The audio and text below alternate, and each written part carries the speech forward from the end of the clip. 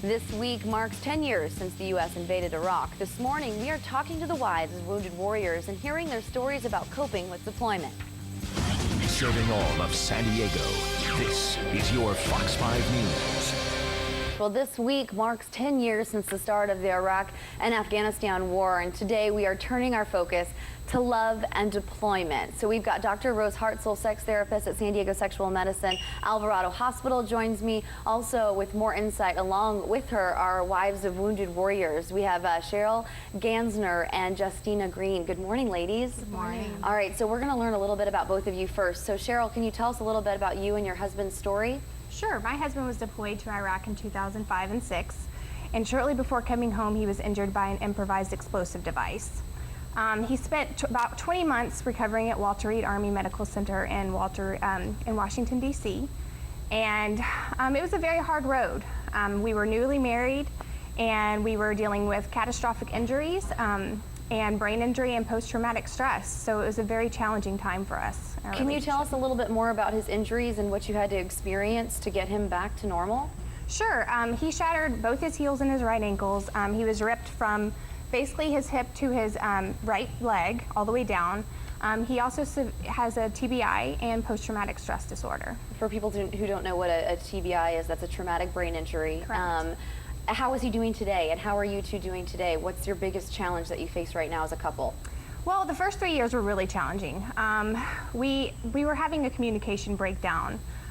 We were having trouble relating and understanding and actually, grieving the injuries that he was, dealt with. And after about 3 years, he got help for his brain injury, got on new medication, and now we're doing really great. He's working full time with Northrop Grumman on their bomb robots, and I work with Hearts of Valor.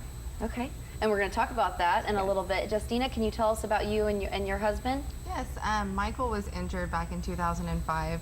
We weren't married at the time.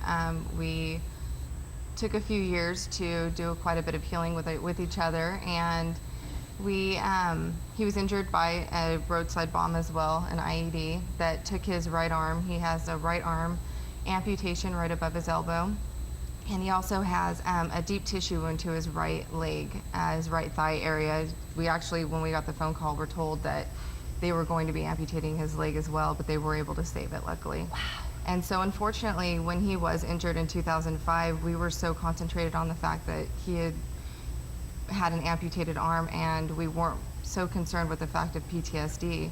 Luckily, a few years later, we were able to get the help that we needed, and we're stronger than ever now. But Justina, I think the amazing story is how you stood by his side. You have this man who you were dating, and now it looks like from the ring that you're married. Obviously, we're calling him your husband. Here's the pictures. You guys look so happy. Thank you. He came back without a limb. Yeah. Explain, just even going through daily household things and life, your challenges and what you do there when they come back. It was really challenging in the beginning because I felt like I really wanted to do everything for him. Cutting stuff up, peeling an orange, just the simple things. And I had to learn to step back and let him try and do some stuff on his own. And so now with today, he accomplishes a lot. He's actually an avid guitar player that he's made his own guitar arm out of a prosthetic. And he amazes me every day with how far he's come. That's incredible. And the guitar probably helps with the PTSD, correct? Absolutely. He loves to play the guitar. Awesome. He's actually getting into the harmonica now. Hey, every little bit helps. Yes. I want to talk to Dr. Rose about love and deployment. Both of these women talk about the injuries, but more importantly, they talk about this post-traumatic stress disorder. How does that impact their relationships?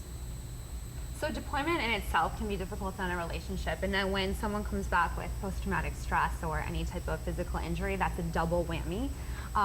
Post-traumatic stress disorder can make people make it difficult to sleep at night, can make people irritable, and it sounds like I'm hearing the first couple of years of the relationship, we're figuring that out. Some of the medications used to heal PTSD can cause sexual side effects, which can be difficult in a relationship. So now you're okay to be friendly with each other, but don't want to be intimate. So. Wow. So what are some of the coping mechanisms? These two women can talk about what they did, guitar playing, just spending extra time together, communicating. What do you recommend? For PTSD, I think a big healer is going to be therapy, seeking some type of help outside the relationship.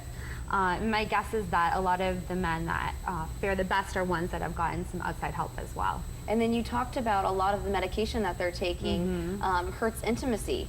What do you recommend with that? So they're gonna want to seek help to bring up these types of issues with their doctors. A lot of times, doctors aren't gonna mention that by themselves, that some of these medications are, because they're dealing with the PTSD itself. So you want to bring that up with your doctor. That it's affecting such intimacy. a huge topic that's really not put into the spotlight, and I know both of you women, it's probably taken time. They're gone for what, 7 to 9 months sometimes, for several times in a row. So for them to come back, and even if they came back with no post-traumatic stress, to be able to warm back up to them again and realize that you almost have to meet this person all over again. For both of you women, I want to know for both of you too, when they came back and they were injured, wounded warriors, what was it like becoming a caregiver for someone who is your husband and your other half, your partner?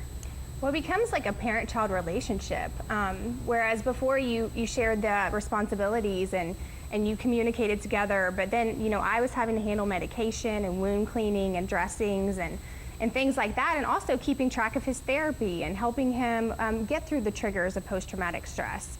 So it's just, it's really challenging, and you know, it's very hard to just kind of relate to them again. But if you work hard at, like she said, counseling, we were going 3 times a week for years. And we were just making the effort and doing what we had to do to get through it. And we want to let people know that there's something out there for them. Can you talk about your organization and what's happening this weekend? Yes, so Hearts of Valor was established in 2007, and it's for female caregivers of wounded, ill, or injured veterans and service members post 9/11. And we offer all kinds of things, but most importantly, we're hosting 60 caregivers this weekend at a retreat in San Diego. So we're going to be teaching them all kinds of things. It's mainly an educational retreat, but we're also offering some spa services and relaxation. Our program also offers care packages when they first enroll in the program, just to let them know that we appreciate them and we care. We also have private online forums and newsletters that we, distribute. And we're starting local support groups throughout the U.S. that are peer-led. So those that have lived this life are going to give back and help others. And we have about 27 support groups going on right now. Ladies, thank you so much for telling your stories and giving out that information. And thank you both, your husbands and you, for your service to our country. We're going to put the information up on our website, fox5sandiego.com, for all of this weekend's events. Raul, I'm going to send it back to you for now. All right, very good. Heather, thank you.